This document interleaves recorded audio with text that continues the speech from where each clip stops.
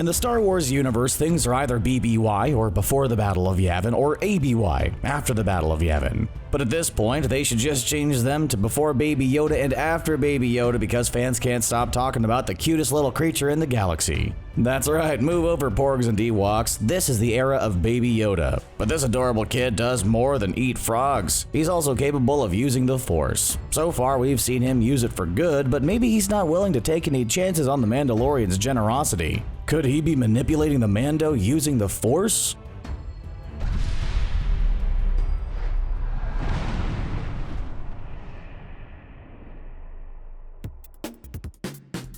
Lots of us are willing to ignore the fact that we would almost certainly cut our own limbs off immediately if we had access to an actual working lightsaber. So we're definitely also willing to overlook a lot of the less fun aspects of the Jedi Order, like no dating and having to wear those unflattering robes. That's because Jedis get to use the Force, which is an energy field that connects to everything in the universe, and we've seen it used to accomplish amazing feats in the Star Wars franchise. But being able to use the Force is a lot more than just swinging around a lightsaber all willy-nilly until you end up seriously injuring yourself. There are a lot of tricks that might not be flashy but are incredibly effective. In A New Hope, Obi-Wan was trying to track down Han Solo, so he cruises to Mos Eisley. But there's just one little problem. The place is crawling with stormtroopers who are on the lookout for C-3PO and R2-D2. So Obi-Wan waves his hand and sprinkles a little bit of that patented Star Wars magic around. He says these are not the droids you are looking for, which no fans ever repeat after watching this scene. Obviously, this trick was more than just some sleight of hand.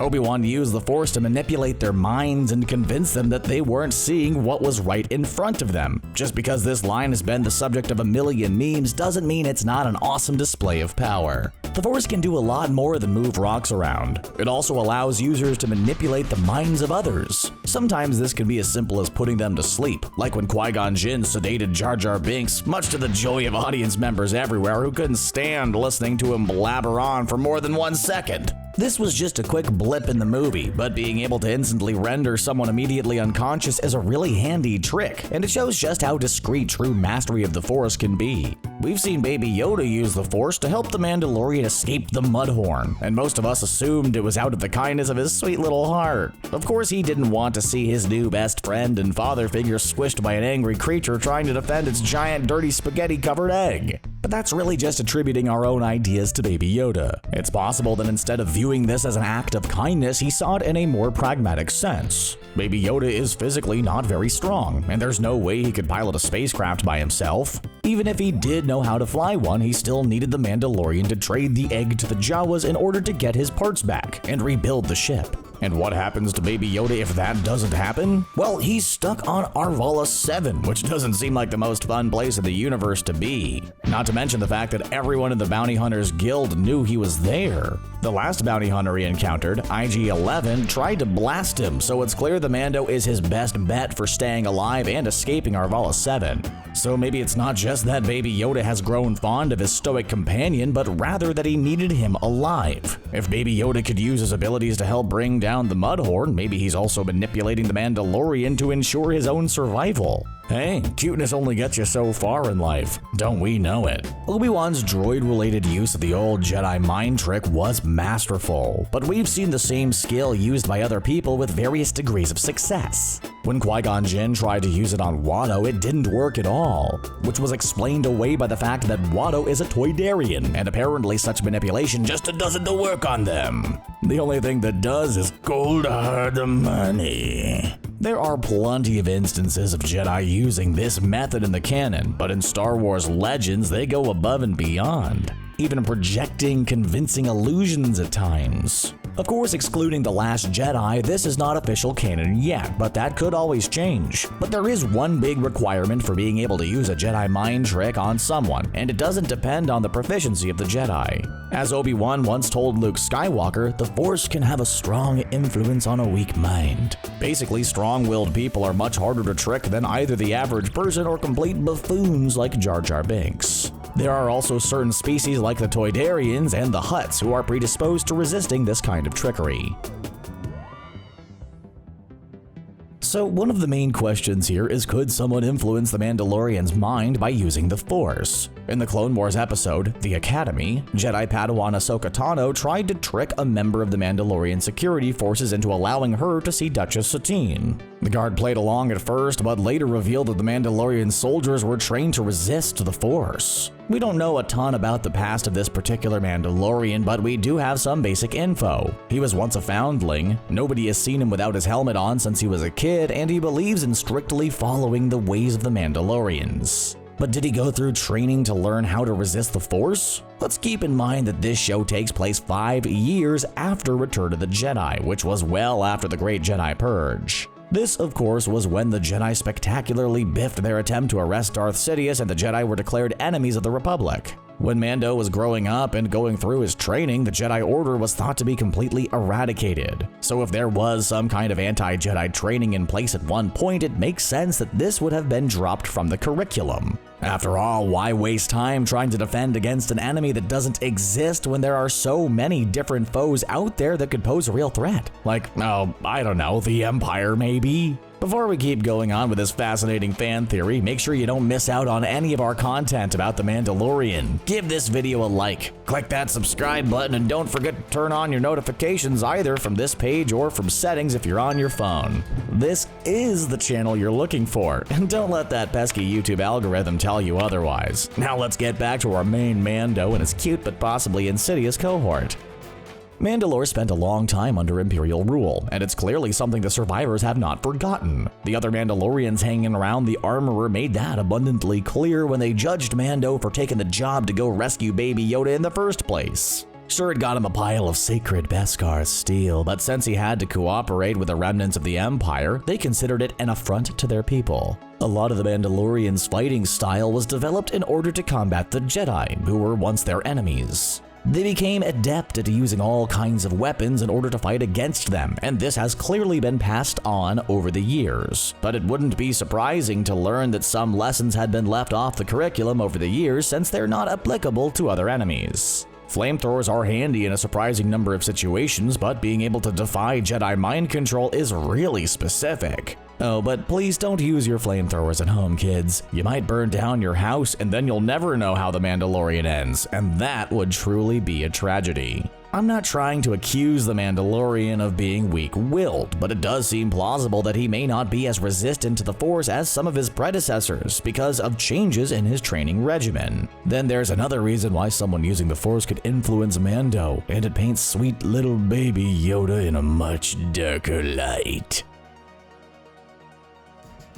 There are lots of rules the Jedi have to follow, but you know who doesn't have to obey them? The Sith. They have access to all kinds of admittedly awesome powers that the more virtuous Jedi simply don't. Messing around with people's minds is a dangerous and frightening power, and it's the kind of thing that could easily be abused. While the Jedi's use might be tempered by their values, the Sith don't have to worry about that. Not only can they read minds and control others, but they can completely dominate their wills instead of just making suggestions. In the Rebels episode Steps into Shadow, Ezra Bridger is able to use this ability to compel an Imperial Walker pilot to turn on his comrades and sacrifice himself. Now, Baby Yoda might be a long way away from pulling off that kind of maneuver, but the fact that he can use the Force at all is really impressive considering he just recently learned not to swallow live frogs in front of people. It's okay, buddy. You're doing great. The thing about beings like Baby Yoda is, actually I have no idea because good old George Lucas has basically refused to let anyone expand on his species up until this point.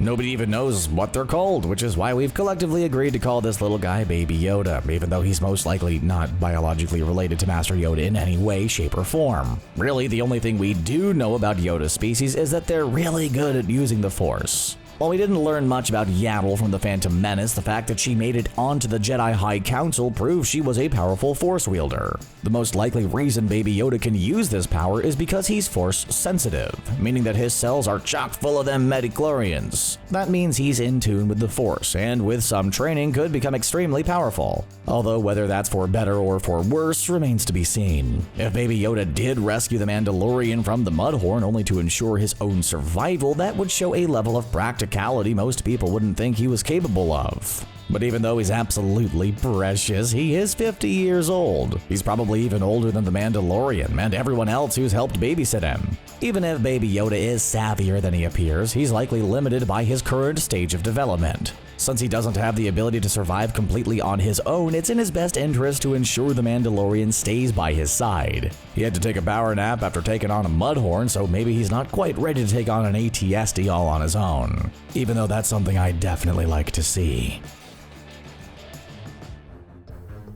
We were all heartbroken when the Mandalorian turned over Baby Yoda and was thrilled when he went back for him. But was that really his decision? After all, it's clear that he's dedicated to being a Mandalorian. He won't even take off that dang helmet in front of a beautiful woman on a planet where his fellow Mandalorians are nowhere to be seen. His people abide by a code, and it's a big part of his identity. But so was being a bounty hunter, until he knowingly threw all that away to go back for Baby Yoda. Did he really make his own choice, or was the child able to influence him after he'd fully recovered from his fight against the Mudhorn? In the 4th episode of The Mandalorian, our hero ends up on the primitive planet Sorgan and meets Omera, a kind widow who knows just how to use a weapon, unlike the rest of the jabronis in her village. Seriously, the training scene was like something straight out of Army of Darkness. These guys didn't even learn the first lesson of combat, which is stick 'em with a pointy end. Even Jon Snow knows that, and he knows nothing. Anyway, Omera is a nice person who's easy on the eyes and takes to Baby Yoda and Mando right away. After they spend some quality time together, she motions to remove his helmet, knowing that means he'll have to completely abandon the way of the Mandalorians. Wow, talk about moving fast, lady. The Mando walked away from this idyllic life, but he didn't walk away from Baby Yoda. In fact, the only time he's acted against the child's best interest was after the Mudhorn battle, when the baby could have still been recovering. Isn't that kinda strange for an extremely seasoned bounty hunter and dedicated to a fault Mandalorian? When Mando and the child first met, IG-11 was ready to take out Baby Yoda until the Mando showed him the business end of his blaster. But was this because he wanted to max out the potential bounty, or because Baby Yoda gave him a little bit of help? After all, droids are immune to Jedi mind tricks, making Mando a no-brainer if Baby Yoda was choosing a champion. There's clearly something special about Baby Yoda, and there must be a reason why the client and Dr. Pershing were so interested in him. Is it just because he's Force-sensitive, or could there be something more? When the Mando rescues Baby Yoda, he overhears the client commanding Dr. Pershing to extract the necessary material and be done with it. The doctor replies that he told them to bring the child back alive. This leaves us wondering what that material is, and who's the person giving these two orders. While we're all over the top excited about The Mandalorian, I haven't forgotten that the Rise of Skywalker is being released soon, and that Emperor Palpatine is back somehow, which means that he could very well be around during The Mandalorian. Is he trying to obtain Baby Yoda's genetic material in order to heal himself, extend his life, and enhance his powers, or is he using the dark side power transfer essence? Most people accept that passing away is part of the circle of life. But the Sith, they don't take that laying down and sing about it like the zebras do in The Lion King. Instead, they use this technique to transfer their consciousness into another being, or even an inanimate object to extend their own life. We all know that the dark side loves to use cloning as a way to live on, but this takes it to the next level. After all, are we only the result of all of our genetic material smushed together, or do our experiences make us who we are? Making a big old army of clones isn't the same thing as actually getting yourself a shiny new body. And say what you will about Palpatine, but he's never been one to think small. Of course, the ideal would probably be transferring your consciousness into a clone of yourself, but the Empire's resources are a lot more limited these days. And if he has to use another body, naturally he'd want to use one which can also tap into the Force. Maybe Dr. Pershing wasn't trying to keep Baby Yoda alive out of the goodness of his heart, but because it would make things easier for his master. Extracting his genetic material would allow them to make a clone, but that takes time when there's a perfectly good and very cute potential vessel right there. Would Palpatine have ever turned to the dark side if he was this adorable? Let's save that topic for another day. Now, a genuine transfer of consciousness from one being to another is something we haven't seen in the canon yet. We have seen them leaving their spooky essences and objects, which is something many fans think may come into place during the Rise of Skywalker. Was there a little bit of Emperor Palpatine magic left in that old Darth Vader helmet? That would explain Kylo Ren's weird obsession with it. But there is plenty of non-canon stuff about transferring essence. Most famously with Sith Emperor Vitiate, who extended his reign over 1,000 years using this method. Jedis hate him. Find out how one Sith Emperor disrupted the entire Jedi industry by using essence transfer. There are even some fans out there who suspect Baby Yoda might already be Emperor Palpatine, and he's just manipulating the Mandalorian to keep himself safe until he can come into his powers. Maybe what the Doctor was supposed to extract was Palpatine himself instead of Baby Yoda's genetic material. It's definitely one of the most out there ideas floating around, but it's an interesting one. Plus, if Emperor Palpatine knowingly consumed a frog, it would show that he's really committed to the ruse. We don't know much about Baby Yoda's species, and we also don't know much about his specific history before he teamed up with the Mandalorian. Is it possible that he's aware of Palpatine's plan, and that's why he's so determined to stay as far away from the remnants of the Empire as possible? Finding Baby Yoda wasn't easy, and a lot of people sacrificed their lives trying to keep the bounty hunters away from him. If the child was capable of realizing that having the Mandalorian on his side was more useful than having a whole squad of other fighters, it's possible he would do anything possible to ensure they stick together, even if it takes a little bit of manipulation. Well, Emperor Palpatine possessing Baby Yoda is just too sad to think about. The idea that the child might be pulling some strings behind the scenes is actually pretty awesome. Do you think Baby Yoda's using the Force to manipulate the Mandalorian, or was the Mando just taken in by how cute he is? Let us know what you think in the comment section below. And then click on that subscribe button for more from CBR. Bye for now.